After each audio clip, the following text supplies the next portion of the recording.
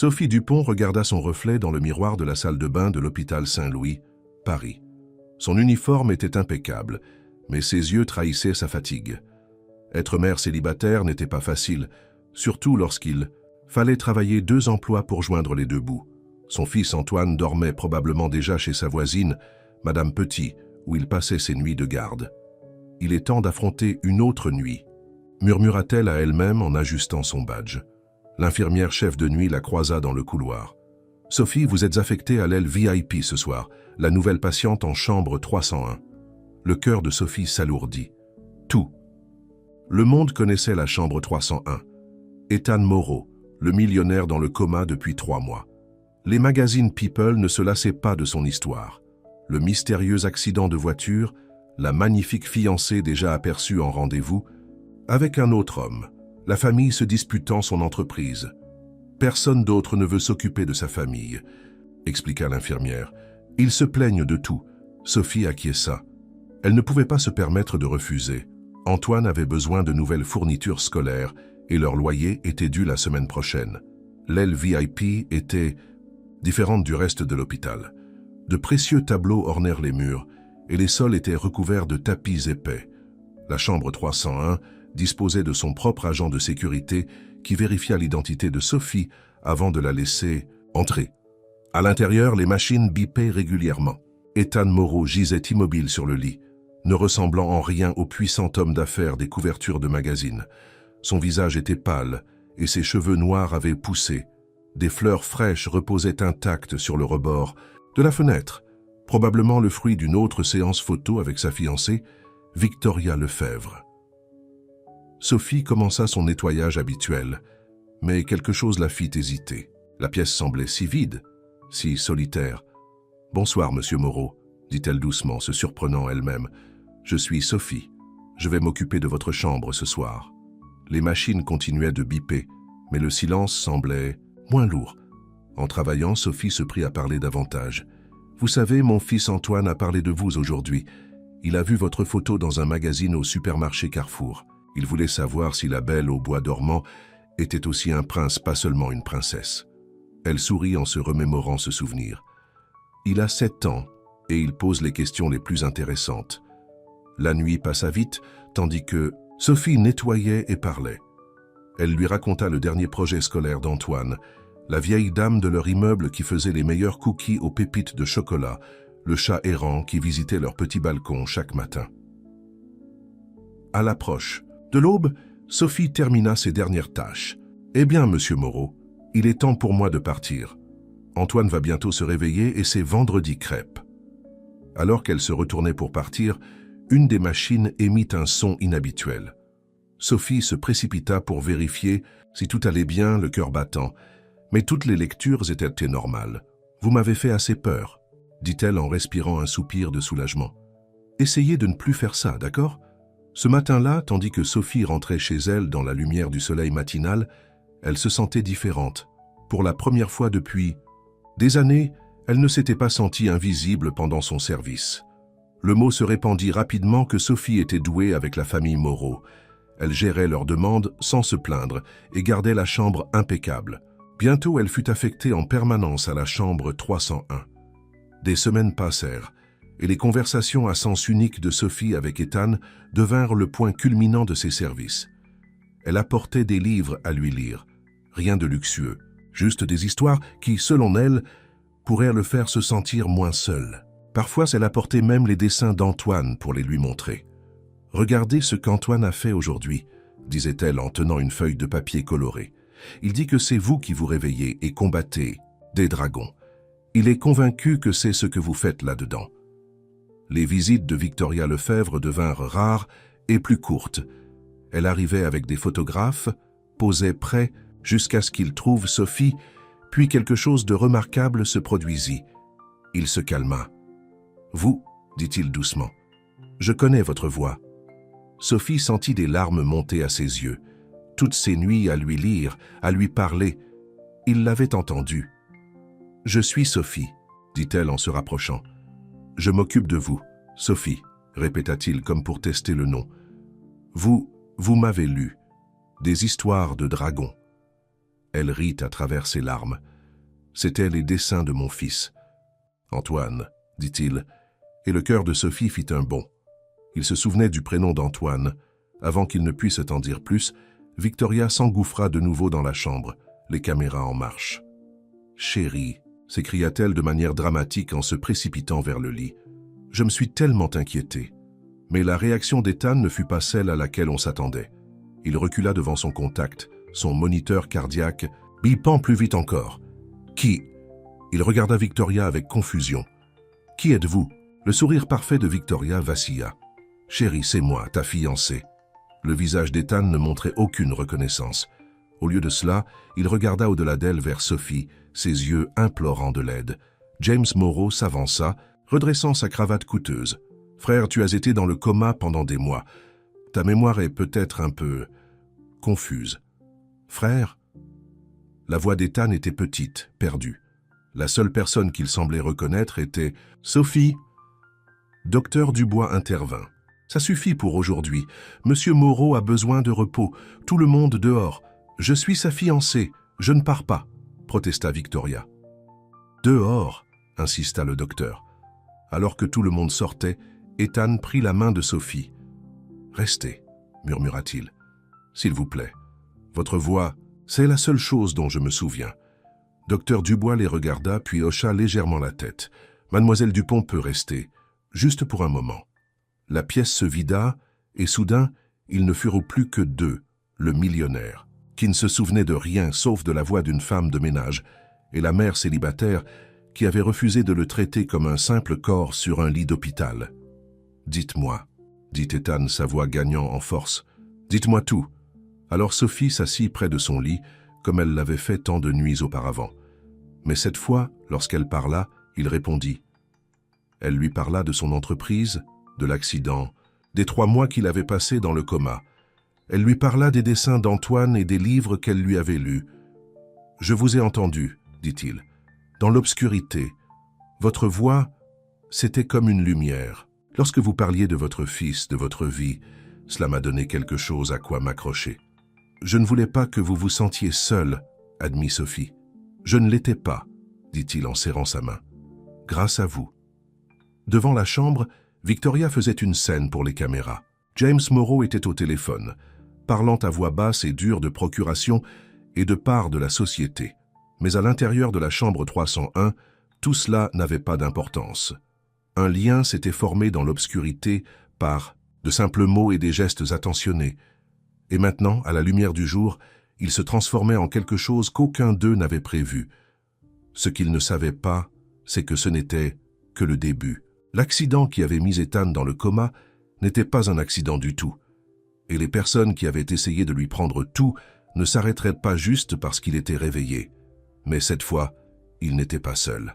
Il avait quelqu'un à ses côtés qui avait prouvé sa loyauté bien avant qu'il n'ouvre les yeux. Les jours passèrent, et le rétablissement d'Ethan surprit tout le monde. Les médecins dirent que c'était remarquable à quelle vitesse. Il retrouvait sa force, mais sa mémoire restait sélective. Il se souvenait de tout ce que Sophie lui avait raconté pendant son coma, mais la plupart de son passé était encore flou. « La réunion du conseil d'administration a lieu demain », annonça James un matin en entrant dans la chambre d'hôpital. « Ils ont besoin de voir que vous êtes capable de diriger l'entreprise. » Ethan était assis dans son lit, parcourant les rapports financiers que Sophie l'avait aidé à comprendre. « Je ne me souviens pas assez des affaires. C'est pour ça que je suis là, frère, » dit James avec un sourire qui n'atteignait pas ses yeux. « Je vais t'aider. » Sophie, qui rangeait les fournitures médicales dans le coin, observa James attentivement. Quelque chose dans son sourire la mettait mal à l'aise. Plus tard dans la nuit, lorsqu'ils furent seuls, Ethan se confia à Sophie. « Quelque chose ne va pas. Les chiffres dans ces rapports, ils ne s'additionnent pas. Qu'est-ce que vous voulez dire?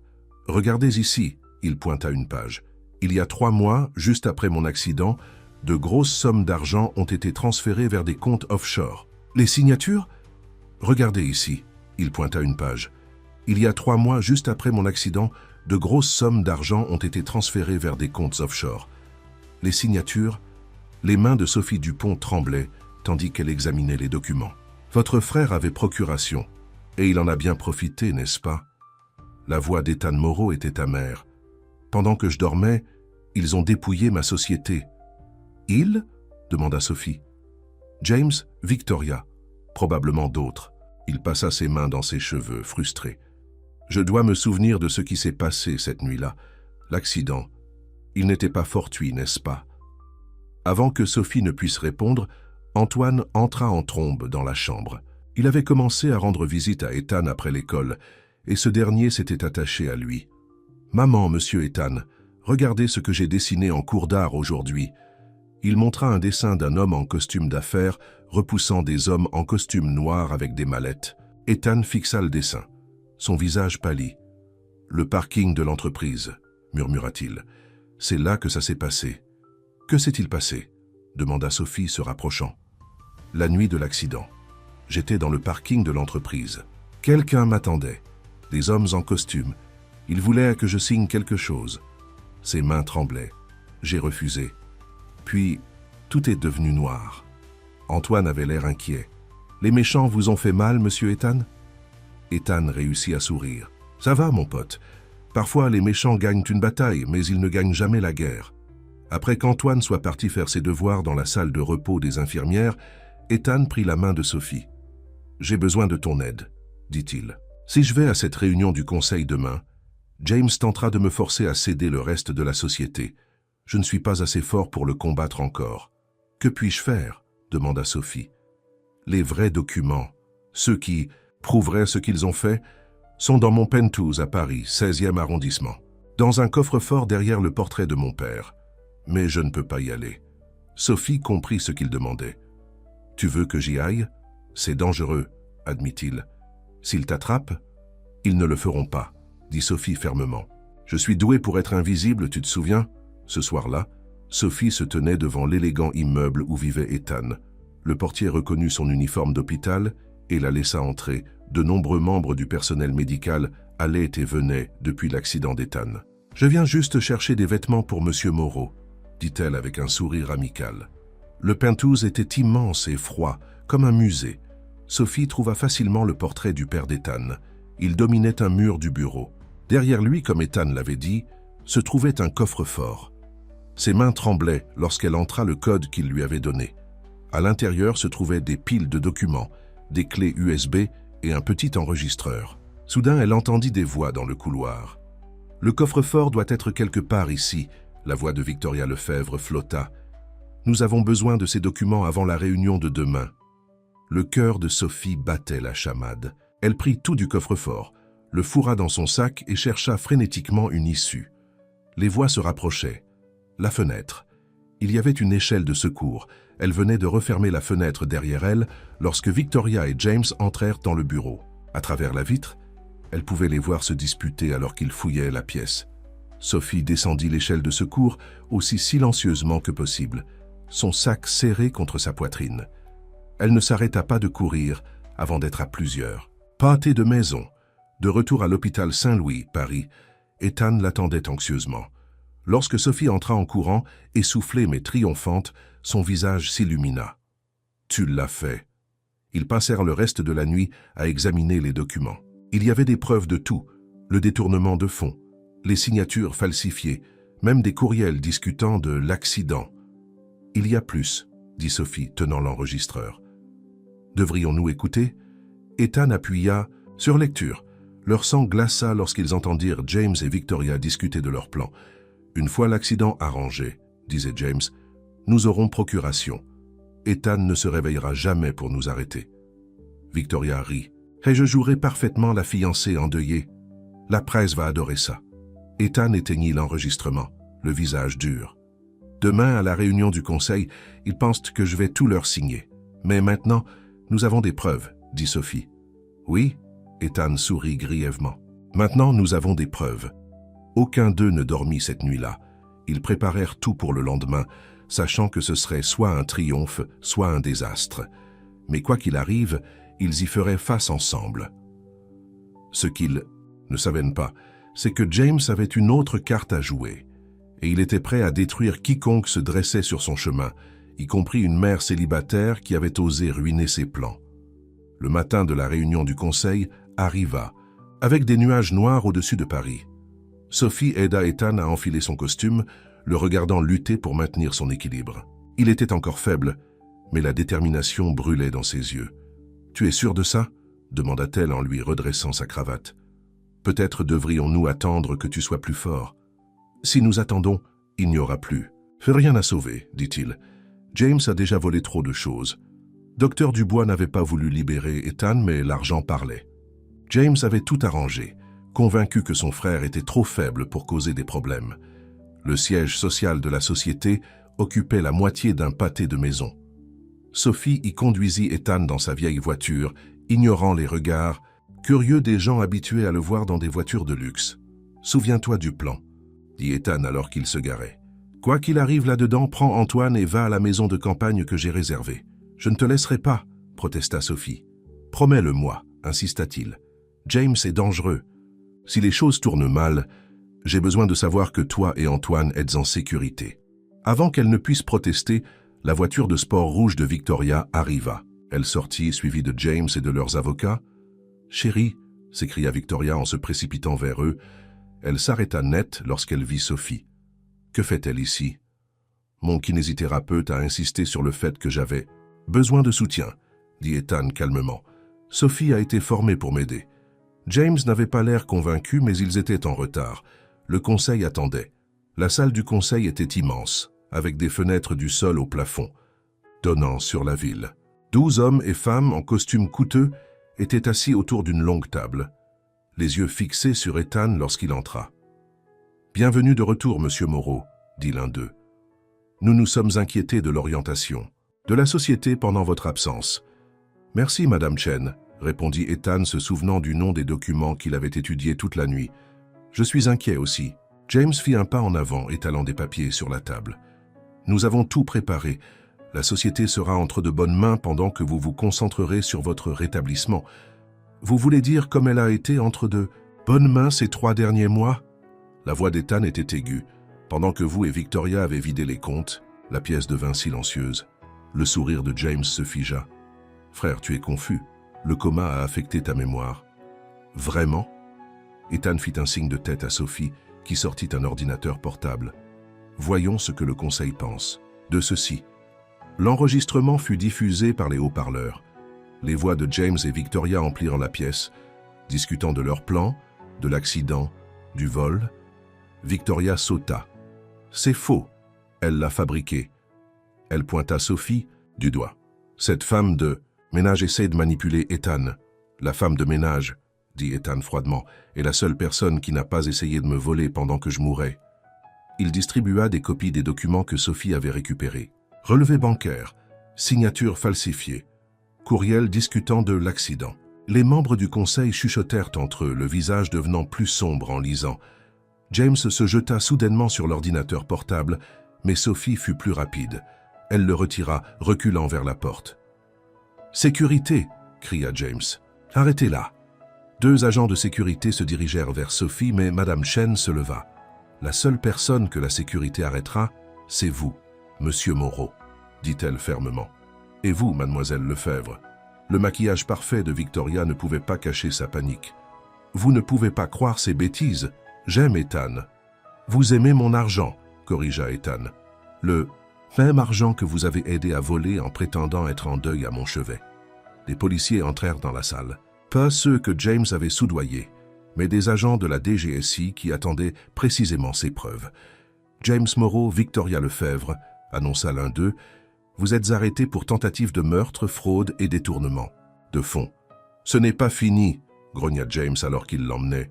Il regarda directement Sophie. « Tu aurais dû rester invisible, petite femme de ménage. » Après leur départ, le conseil vota à l'unanimité pour réintégrer Ethan comme PDG. Mais sa victoire avait un goût amer. Il était épuisé, à peine capable de se tenir debout.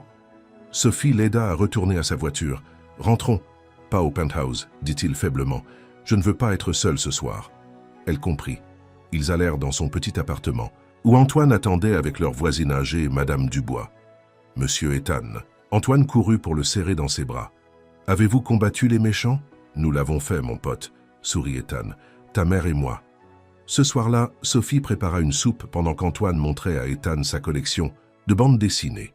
C'était si différent de son penthouse de luxe, Mais d'une certaine manière, cela ressemblait plus à un chez-soi que n'importe quel endroit où il avait été depuis son réveil. Alors qu'il dînait à la petite table de cuisine de Sophie, Ethan prit sa main. « Merci », dit-il simplement, « pour tout. » Mais leur moment de paix ne durerait pas longtemps. James avait passé un coup de téléphone depuis la prison, mettant en branle un plan qui mettrait en danger tous ceux qu'Ethan chérissait. La vraie guerre ne faisait que commencer. La paix dura exactement 3 jours. Sophie aidait Antoine avec ses devoirs lorsque son téléphone sonna. C'était Madame Dubois de la maison voisine. « Quelqu'un a cambriolé votre appartement. J'ai entendu des bruits et j'ai appelé la police, mais ils étaient déjà partis. » Les mains de Sophie tremblaient lorsqu'elle raccrocha. Elle regarda Antoine puis Ethan qui se reposaient sur leur canapé usé. « Nous devons partir, maintenant. » L'appartement était un désastre. Tiroirs vidés, meubles renversés. Mais Sophie savait exactement ce qu'il cherchait, la copie des preuves qu'elle avait cachée dans le vieux ours en peluche d'Antoine. Ils ne l'ont pas trouvé, dit-elle en sortant la clé USB de sa cachette. Ethan passa des coups de fil. En 1 heure, une équipe de sécurité arriva pour les emmener dans une maison de campagne en dehors de Paris. « J'ai peur, maman », murmura Antoine dans la voiture. « Tout ira bien, mon chéri », promit Sophie, bien que son propre cœur battait la chamade. La maison de campagne était une ferme entourée de champs. Des agents de sécurité patrouillaient le périmètre. Antoine était fasciné par les chevaux de la propriété voisine, ce qui l'aida à se distraire de leur situation. Ce soir-là, après qu'Antoine se soit endormi, Sophie et Ethan s'assirent sur la balançoire du porche. « James a contacté quelqu'un appelé l'Ombre », dit Ethan doucement. « Mon équipe de sécurité a intercepté un message. C'est une sorte de criminel professionnel. Que veut-il ? Terminer ce que James a commencé. Mais cette fois, il ne s'en prend pas seulement à moi. » Sophie comprit. Ils étaient tous des cibles maintenant. Les jours à la ferme tombèrent dans une routine. Antoine faisait ses devoirs en ligne. Ethan travaillait à distance, essayant de sauver son entreprise. Sophie cuisinait, essayant de faire en sorte que l'endroit ressemble à un chez-soi. Mais le danger se rapprochait. D'abord, ce furent de petites choses. Les caméras de sécurité s'éteignirent. Pendant quelques minutes, un garde rapporta avoir vu des mouvements dans les bois. Puis un matin, ils trouvèrent les 4 pneus de leur voiture crevés. « Il joue avec nous », dit Ethan frustré. « Il nous montre qu'il peut nous atteindre, quand il le veut. » Ce soir-là, Sophie ne pouvait pas dormir. Elle alla voir Antoine et trouva son lit vide. « Antoine ?» Sa voix résonna dans la maison. « Antoine !» Elle trouva un mot sur son oreiller. L'écriture était élégante, menaçante. Le mat, garçon est en sécurité, pour l'instant. Apportez les preuves au vieux moulin d'Ordogne avant minuit. Venez seul. Le cri de Sophie réveilla Ethan. Il essaya de l'empêcher d'y aller, mais elle n'écouta pas. C'est mon fils. C'est un piège, argumenta Ethan. Laisse mon équipe de sécurité s'en occuper. Le cri de Sophie réveilla Ethan. Il essaya de l'empêcher d'y aller, mais elle n'écouta pas. C'est mon fils. C'est un piège, argumenta Ethan. Laisse mon équipe de sécurité s'en occuper. Sophie attrapa son manteau. L'ombre saura si nous impliquons quelqu'un d'autre. Il fera du mal à Antoine. Ethan savait qu'il ne pouvait pas la faire changer d'avis. Alors je viens avec toi. Le vieux moulin d'Ordogne était à 20 minutes, une structure en ruine au bord de la Dordogne. Sophie serrait la clé USB dans sa poche, tandis qu'il s'approchait. Une silhouette émergea des ombres, tenant la main d'Antoine. Le garçon était effrayé mais indemne. « Maman, lâche-le » demanda Sophie. L'ombre était grand, entièrement vêtu de noir. Son visage était caché derrière un masque. L'épreuve d'abord. Sophie fit un pas en avant, mais Ethan la saisit par le bras. « Attends, dit-il. Cette voix... » L'ombre rit retirant son masque. Sophie haleta. C'était Charles Moreau, le père d'Ethan et de James, l'homme que tout le monde croyait mort depuis des années. « Surprise, fils. » Charles sourit froidement. « Croyais-tu vraiment que James avait orchestré tout cela seul ? Tu es censé être mort, » murmura Ethan. « La mort est utile quand on veut voir ses fils se détruire mutuellement, » dit Charles. James a toujours été faible, trop désireux de plaire. Mais toi, Ethan, tu devenais trop puissant. L'entreprise devait être la mienne. Donc tu as simulé ta mort, manipulé James et essayé de me tuer. L'accident devait achever. Quand il n'a pas marché, j'ai dû faire preuve de créativité. Charles serra son emprise sur l'épaule d'Antoine. Maintenant, l'épreuve. Où devrais-je montrer à votre femme de ménage ce qui arrive aux gens qui s'ingèrent dans les affaires de famille? Sophie fit un pas en avant, tendant la clé USB. Mais alors que Charles la prenait, Antoine lui mordit la main violemment et s'enfuit. Tout arriva à la fois. Charles se jeta sur Antoine. Sophie se jeta entre eux. Ethan plaqua son père au sol. Ils s'écroulèrent de près du bord de la Dordogne. Des années de colère et de trahison alimentaient leur combat. La clé USB tomba de la main de Sophie, atterrissant près de l'eau. Charles la vit et plongea pour la récupérer. Mais les rochers glissants sous la pluie étaient dangereux. Il glissa, tombant vers le fleuve tumultueux en contrebas. Ethan tendit la main à son père, essayant de le sauver. Leurs doigts se touchèrent un instant avant que Charles ne disparaisse. Dans les ténèbres, la police nationale ne retrouva aucun corps. La Dordogne avait tout emporté. Plus tard, serrant Antoine contre elle dans la ferme, Loire-Vallée, Sophie laissa enfin les larmes couler. Ethan les tenait tous les deux, sa famille forgée dans la crise. « Est-ce vraiment fini ?» demanda Sophie. « L'ombre a disparu, » dit Ethan. « Mais plus important encore, nous sommes ensemble. » Antoine leva les yeux vers eux. « On peut rester ici. J'aime les chevaux. » Ethan sourit. « Je pense que c'est une merveilleuse idée. » Mais alors qu'ils étaient assis là, regardant le soleil se lever sur les champs, aucun d'eux ne vit la silhouette qui observait depuis les bois. Une silhouette qui avait survécu à la rivière, qui planifiait déjà son prochain coup. Parce que certaines ombres ne disparaissent jamais vraiment. Elles attendent simplement que la lumière s'estompe à nouveau. La vie à la ferme Loire-Vallée changea tout le monde. Antoine devint plus fort, passant des heures avec les chevaux de la maison voisine, Madame Petit. Sophie trouva la paix dans les routines simples de la vie à la campagne. Et Ethan, loin de la pression de Paris, commença enfin à se souvenir. Les souvenirs revinrent par morceaux. Certains matins, il se réveillait en se souvenant de transactions commerciales, de vieux amis ou de moments d'enfance avec James. Mais les souvenirs n'étaient pas toujours agréables. Il était toujours là, dit Ethan à Sophie un soir, alors qu'il regardait Antoine jouer dans la cour. Mon père manipulant tout depuis l'ombre, même quand nous pensions qu'il était mort. Une lettre arriva ce matin-là de James, prison de Fresnes. Il était prêt à parler. La salle de visite de la prison était froide et grise. James était assis en face d'eux, ses costumes coûteux remplacés par une tenue orange de prisonnier. « Père m'a contacté », dit James sans salutation. « Il a survécu. » Sophie prit la main d'Ethan sous la table. « Que veut-il » demanda Ethan. « Vengeance. Mais pas seulement contre toi. » James se pencha en avant. « Il y a quelque chose que tu ne sais pas sur l'entreprise.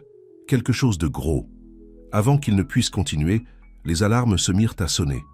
Des gardiens se précipitèrent, criant à propos d'une brèche de sécurité. Par la fenêtre, ils virent de la fumée s'élever de la cour de la prison. « Il est là », murmura James, le visage pâle de peur. Le chaos éclata.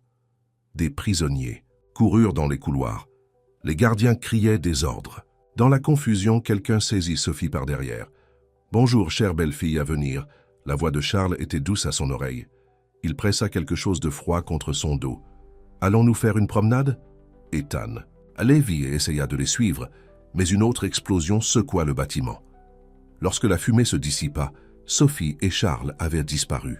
« Papa va lui faire du mal, comme il a fait du mal à maman. » Tiens, dit James tranquillement. Ethan se retourna brusquement.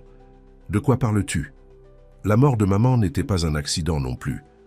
Papa a découvert qu'elle allait exposer son programme d'armement illégal. L'entreprise n'est pas seulement une entreprise technologique, frère. Il y a toute une division secrète, des laboratoires souterrains, des contrats militaires, des choses qui nous détruiront tous s'ils devenaient en public. Où l'emmènerait-il? Le vieux chalet de chasse, Alpes, c'est là qu'il... James ne put terminer. Ethan connaissait l'endroit. Leur famille y avait passé des étés quand ils étaient enfants. Avant que tout ne tourne mal, le chalet était au cœur des montagnes, accessible uniquement par une route étroite. Pendant qu'Ethan conduisait, ses souvenirs nouvellement retrouvés peignaient un tableau plus sombre de ses étés d'enfance. Les réunions secrètes de son père, les bruits étranges venant du sous-sol, la façon dont leur mère avait changé. Après leur dernière visite, il trouva Sophie attachée à une chaise dans la pièce principale du chalet. Charles se tenait près de la cheminée, tenant une vieille photo. « Tu sais ce qui est drôle ?» dit Charles sans se retourner. Ta mère était assise sur la même chaise. Elle a fait le même choix que Sophie doit faire maintenant, la loyauté familiale ou la vérité. Lâche-la, demanda Ethan. Après qu'elle ait signé ses papiers, Charles leva un document. Le contrôle total de l'entreprise me revient. Toutes les preuves de nos projets spéciaux disparaissent. Ou tu me tueras comme tu as tué. C'est leur mère, termina Sophie, sa voix ferme malgré sa peur. Charles sourit. Fille intelligente, mais tu as plus à perdre que ta vie, n'est-ce pas? Antoine est à l'école en ce moment, n'est-ce pas? Le visage de Sophie pâlit. Tu ne le toucheras pas. Grogna Ethan. Alors signe les papiers. Vous tous. James a déjà accepté sa part. James est en prison. Vraiment? Charles rit. Consulte ton téléphone. Une nouvelle urgente apparut sur l'écran d'Ethan. Évasion. De prison. Plusieurs détenus s'échappent, y compris James Moreau. L'entreprise reste dans la famille, dit Charles, d'une manière ou d'une autre. Tu as raison, dit une nouvelle voix. James entra dans la pièce, un pistolet à la main. Elle reste dans la famille. Tout arriva vite. James tira, mais sa cible n'était ni Ethan ni Sophie. Charles recula, le choc sur le visage, tandis que le rouge se répandait sur sa poitrine. « C'est pour maman », murmura James. Alors que Charles tombait, il renversa une lampe à huile. Les flammes se répandirent rapidement, sur les vieux planchers en bois. Ethan détacha Sophie tandis que James couvrait leur fuite. Le chalet prit feu comme de l'amadou. Ils regardèrent de loin le feu engloutir le bâtiment. Cette fois, il n'y avait aucun doute. Charles Moreau ne reviendrait pas. James se rendit à la police nationale, arrivé avec les pompiers. Avant qu'il ne l'emmène, il regarda Ethan. « Occupe-toi de l'entreprise, frère.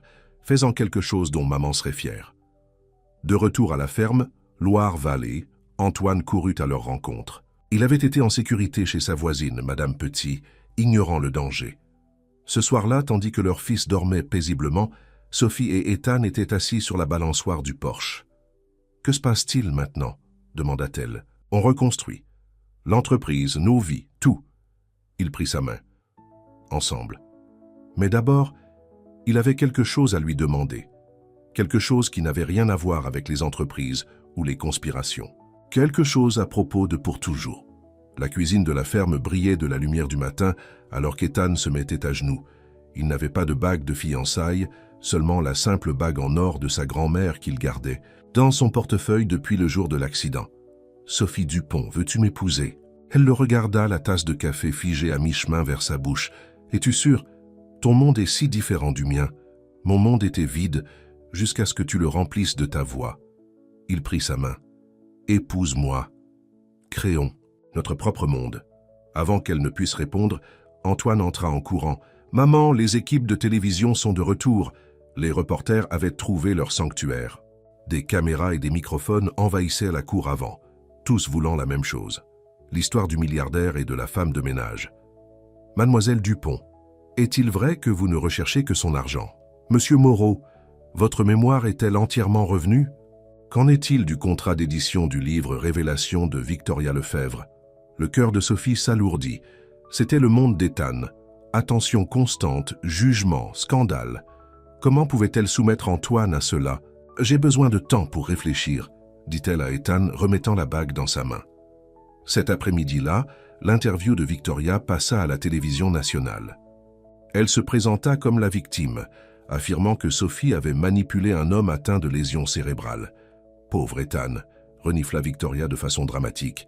« Il ne se rend pas compte qu'il est utilisé par cette employée de maison. » Les mots frappèrent Sophie de plein fouet. Peut-être que Victoria avait raison. Peut-être se faisait-elle des illusions. Elle fit une petite valise ce soir-là, prévoyant d'emmener Antoine chez sa sœur, Anne Dupont. Juste pour un moment, jusqu'à ce que les choses se calment.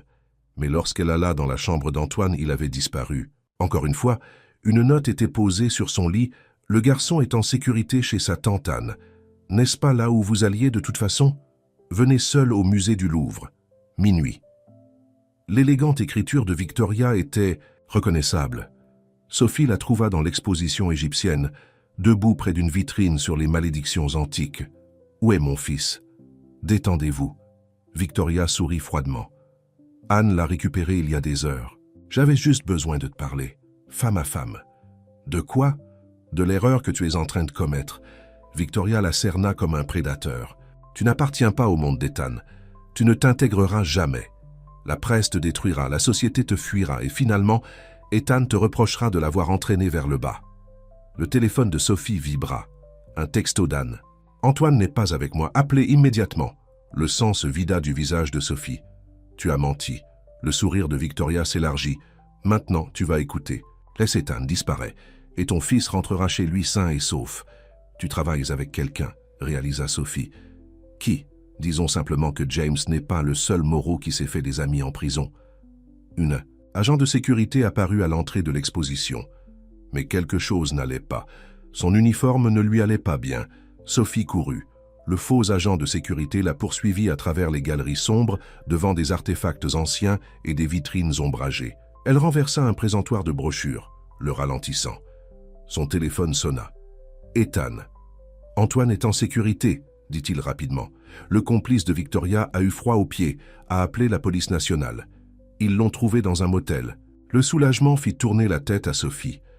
Elle se cacha derrière un grand sarcophage, entendant les talons de Victoria cliquer sur les sols de marbre. « Tu ne peux pas te cacher pour toujours », cria Victoria. « Avoue-le, tu n'es qu'une servante qui a eu de la chance. » Sophie se leva lentement. « Tu as raison, je suis une servante. Je nettoie les sols, je change les lits et je m'occupe des gens qui ne peuvent pas s'occuper d'eux-mêmes. Et j'en suis fière. » Elle sortit de l'ombre. « Mais voici la différence entre nous, Victoria. Je n'avais pas besoin de l'argent ou du nom d'Ethan pour connaître ma valeur. Toi, si. » Victoria se jeta sur elle, mais Sophie en avait fini avec la fuite. Des années à soulever des patients et à déplacer du matériel l'avaient rendue plus forte qu'elle n'en avait l'air. La police nationale les trouva là. Victoria était plaquée au sol. Sophie la retenant avec des techniques qu'elle avait apprises au cours d'autodéfense de l'hôpital Saint-Louis, Paris. Plus tard, dans la cuisine de la ferme Loire-Valley, Sophie ramassa la bague là où Ethan l'avait laissée. « Oui, dit-elle simplement. « Oui, oui, je t'épouserai. » Elle sourit. « Nos mondes peuvent être différents, mais nos cœurs ne le sont pas. » Antoine acclama depuis l'entrée. « Cela signifie-t-il que nous restons à la ferme? Puis-je continuer à prendre des cours d'équitation ?» Ethan le prit dans ses bras. « Cela signifie que nous restons ensemble.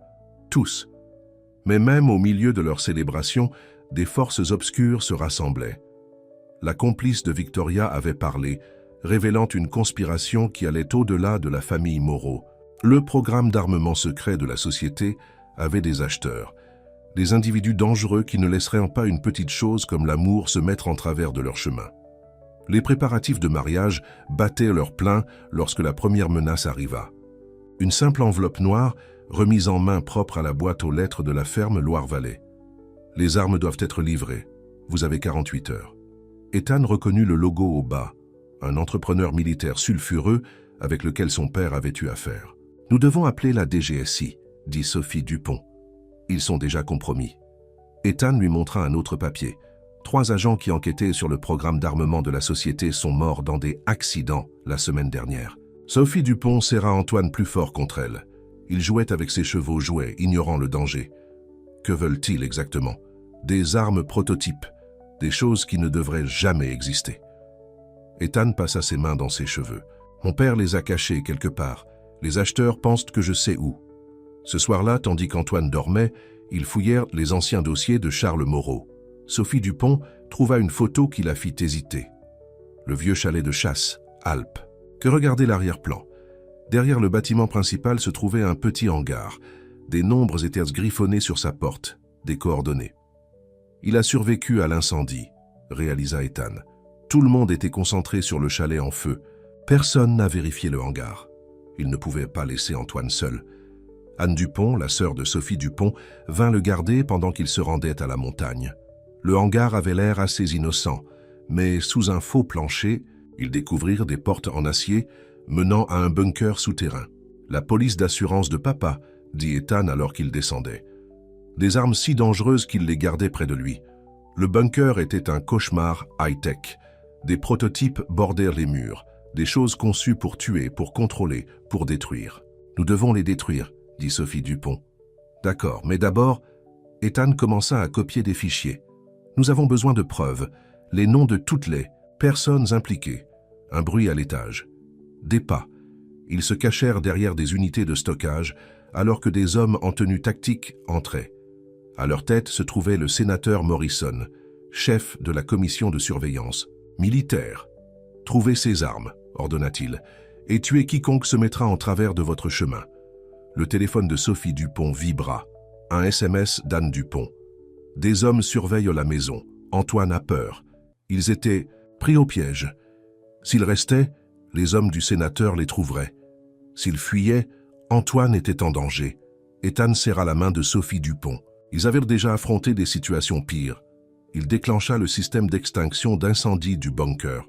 La fumée emplit la pièce. Dans le chaos, ils glissèrent entre les gardes. Mais le sénateur attendait à l'étage. Son arme, pointée sur Sophie Dupont. « Les armes, monsieur Moreau, maintenant. »« D'accord, dit Ethan. Laissez-moi vous les montrer. » Il les ramena en bas. Sophie Dupont regardait avec horreur alors qu'il commençait à ouvrir des caisses. « Faites attention à celui-ci, » dit Ethan en soulevant un étrange appareil. Il est sensible aux champs électromagnétiques, puis il le laissa tomber. L'explosion fit tomber tout le monde. Les lumières explosèrent. Dans l'obscurité, Ethan prit la main de Sophie Dupont. Courès. Ils s'échappèrent alors que des explosions secondaires commençaient. Le bunker entier était en train d'exploser, emportant ses secrets mortels avec lui. Le sénateur et ses hommes réussirent à peine à sortir avant que l'explosion finale n'effondre tout. À la ferme, Loire-Vallée, les hommes qui surveillaient, Antoine était de la DGSI, les vrais cette fois. L'agent Sarah Chen travaillait sous couverture depuis des mois. « Nous avons Morrison, leur dit-elle, et suffisamment de preuves pour exposer tous les impliqués. » Antoine les serra, tous les deux dans ses bras. « Avez-vous combattu les méchants ?»« Plus de méchants, » a promis Sophie Dupont en regardant Ethan. « Maintenant, nous n'avons plus qu'un mariage à organiser. » Les quelques semaines qui suivirent furent un tourbillon de bonheur. Sophie Dupont insista pour une petite cérémonie à la ferme. Loire-Vallée, pas de presse, pas de pages mondaines, juste la famille et les vrais amis. Anne Dupont l'aida à trouver une robe blanche simple parfaite. Antoine s'entraîna à porter les alliances. Même James Moreau fut autorisé à assister sous surveillance. Son témoignage avait contribué à faire tomber la conspiration sur les armes. Le matin du mariage, Sophie Dupont trouva une note d'Ethan. « Tu m'as sauvé 2 fois. D'abord, avec ta voix dans l'obscurité, puis avec ton amour dans la lumière. Aujourd'hui, ce n'est pas seulement un mariage, c'est un nouveau départ pour nous tous. » Mais alors que Sophie Dupont marchait vers l'arche fleurie où Ethan l'attendait, aucun d'eux ne remarqua le cadeau laissé par un invité non invité, une petite boîte enveloppée de papier noir, qui tic-taquait doucement sous la table des cadeaux. 1 an plus tard, la chambre d'enfant était peinte dans des tons jaunes et verts doux. Sophie Dupont se tenait dans l'embrasure de la porte, regardant Ethan bercer leur fille de 3 mois, Émilie. « Encore un cauchemar ?» demanda-t-elle. Il était debout depuis l'aube. « Je me souviens juste de combien nous avons failli perdre tout ça. » Il embrassa le front d'Émilie. « James Moreau sort la semaine prochaine. » L'année écoulée avait apporté des changements. La société était désormais propre, axée sur les technologies médicales plutôt que sur les armes. Leurs recherches ont aidé des personnes à sortir du coma. Inspiré par l'expérience d'Ethan, Antoine, maintenant âgé de 9 ans, était en tête de sa classe et avait remporté sa première compétition d'équitation. L'étagère de sa chambre contenait à la fois des rubans et les papiers d'adoption de son père. Ethan avait officialisé l'adoption 3 mois après le mariage. La ferme, Loire-Vallée, avait également grandi. Une nouvelle aile pour Émilie, un bureau où Sophie Dupont dirigeait la fondation caritative de l'entreprise, et toujours de la place pour plus de rêves. La libération de James Moreau pesait sur les esprits de tous. Il avait purgé sa peine et avait contribué à faire tomber la conspiration sur les armes. Mais la confiance était plus difficile à reconstruire que les entreprises. Le jour de son arrivée, Sophie Dupont prépara son plat préféré, un rôti de bœuf comme leur mère avait l'habitude de le faire. « Bienvenue à la maison, frère », dit Ethan en ouvrant la porte. James Moreau avait changé. La prison l'avait vieilli, mais ses yeux étaient plus clairs. Quand il vit Émilie, il pleura. « Elle ressemble à maman », murmura-t-il. Antoine lui montra les chevaux, lui parlant de l'école et de ses compétitions. James Moreau écouta, vraiment écouta, peut-être pour la première fois de sa vie. Ce soir-là, après que les enfants se soient endormis, les adultes s'assirent sur la balançoire du porche. La société a un poste vacant, dit Ethan. Consultante en sécurité. Utilisez votre expérience pour s'assurer que rien de tel ne se reproduise. James Morrow regarda ses mains. Pourquoi me feriez-vous confiance? Parce que vous êtes de la famille, répondit Sophie Dupont. Et les familles donnent des deuxièmes chances. La vie s'installa dans de nouveaux rythmes. James Morrow s'installa dans la maison d'amis, regagnant lentement la confiance.